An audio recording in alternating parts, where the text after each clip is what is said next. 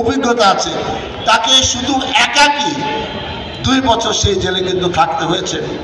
চিকিৎসার জন্য বাইরে যাওয়ার জন্য ডাক্তার সুপারিশ করেছে, কিন্তু তাকে যাইতে দেওয়া হয় নাই। সে এর মধ্যে 5ই আগস্টের পরে একবার দেশে বাইরে গেছে। সে 6 বার মৃত্যুর দুয়ার থেকে ফিরে এসেছে।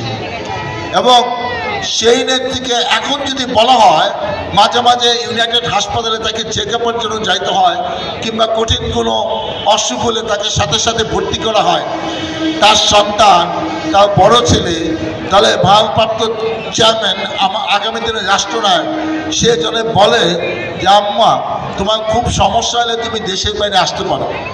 নেত্রী উত্তর দিয়েছে, আমি আর বাংলাদেশ থেকে কোথাও যাব না, এই দেশ আমার শেষ ঠিকানা। আমার স্বামী শহীদ রাষ্ট্রপতি জিয়াউর রহমান এই দলকে একবার ক্ষমতায় আছেন। আমি 2 বার 91 সাল 2001 সালে আমার নেতৃত্বে যে বাংলাদেশ জাতীয়তাবাদী দল দেশ পরিচালনার দায়িত্ব পেয়েছে। শেখ হাসিনা এই দলকে ধ্বংস করার জন্য, এই দলকে ভাগ করার জন্য, এই দলের নাম মানুষের মন থেকে, হৃদয় থেকে মুছে ফেলার জন্য কত চক্রান্ত করেছে।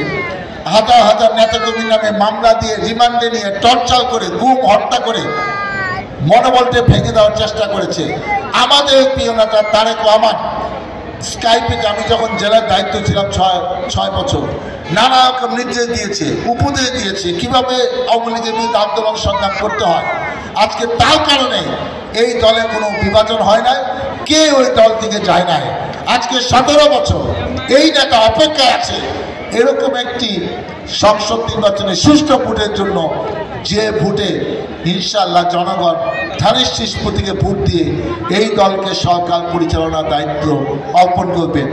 আমাদের নেত্রী শেষ ইচ্ছা, উনি বলেছেন আমি জীবন দশায় বেঁচে থাকা অবস্থায় আর একবার দেখে যেতে চাই, তার বয়স এখন 80 বছর, যে এই দল মানুষ এখনো পছন্দ করে।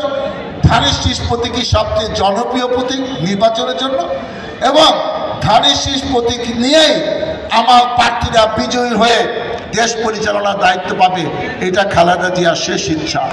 অতএব আমি আপনাদের কাছে আকুল আবেদন করি, যাকে দেখে, যার নেতৃত্বের প্রতি আস্থাশীল হয়ে এখনো আপনারা এই দলকে আছেন, এই দল ছেড়ে কোথাও যান নাই, এই দলকে ভালোবাসেন এবং এই দলের উপরে ভরসা করেন। অতএব আগামী নির্বাচন যাতে বিএনপি ধানের শীষ প্রতীকে বিভিন্ন প্রার্থীরা বিজয়ী হয়ে 151টি কমপক্ষে সিট নিয়ে সরকার পরিচালনার দায়িত্ব পায়, এই দায়িত্ব আপনাদের, এই অনুরোধ আমি আপনাদের কাছে রেখে গেলাম।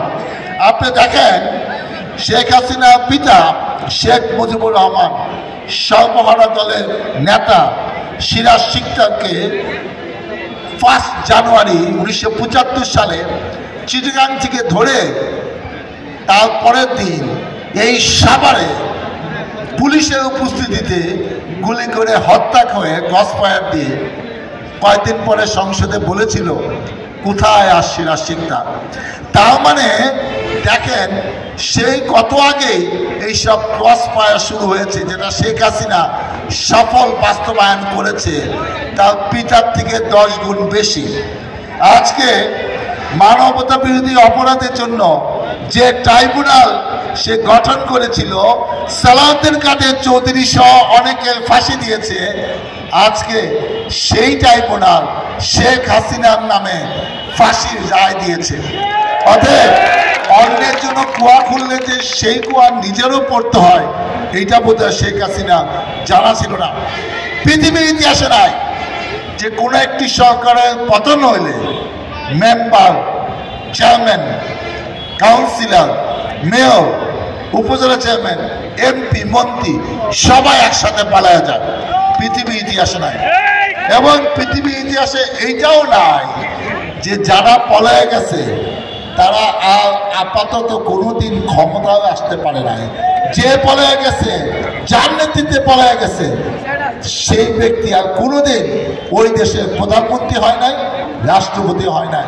আওয়ামী লীগের যে নেতারা স্বপ্ন দেখেন তাদের নেত্রী হুট করে চলে আইসা ক্ষমতায় বসে যাব, এরকম স্বপ্ন আমরাও 17 বছর দেখছি। ঈদের পরে আন্দোলন হবে, এইটা হবে, কিন্তু স্বপ্ন স্বপ্নই থাকে। মানুষের সব স্বপ্ন তো বাস্তবায়ন হয় না। আপনারা কি করছেন? আল্লাহর কাছে কান্নাকাটি করেন, আল্লাহ যদি মাফ করে আর জনগণ যদি মাফ করে, আমার আপনার কিছুই করার নাই। প্রচলিত নিয়মে যে বিচার হওয়ার কথা সেইটা কিন্তু বিচার হবে, সেইটা কিন্তু আমাদের কিছুই করার নাই। আমরা যারা দলকে ভালোবাসি, দলের প্রতি আন্তরিক এবং দলের প্রতিটি অনুষ্ঠানে মনে প্রাণে সক্রিয়ভাবে অংশগ্রহণ করি, তারা অবশ্যই দলের দুঃসময় এবং গুরুত্বপূর্ণ সময়ে আমাদের ঐক্যবদ্ধ থাকতে হয়। আমরা ঐক্যবদ্ধ থাকি। আজ আমরা সাভারবাসীরা বিএনপির সকল নেতৃবৃন্দ ঐক্যবদ্ধ হয়েছি, কারণ আমাদের শেষ ঠিকানা বিএনপি। আন্দোলন সংগ্রাম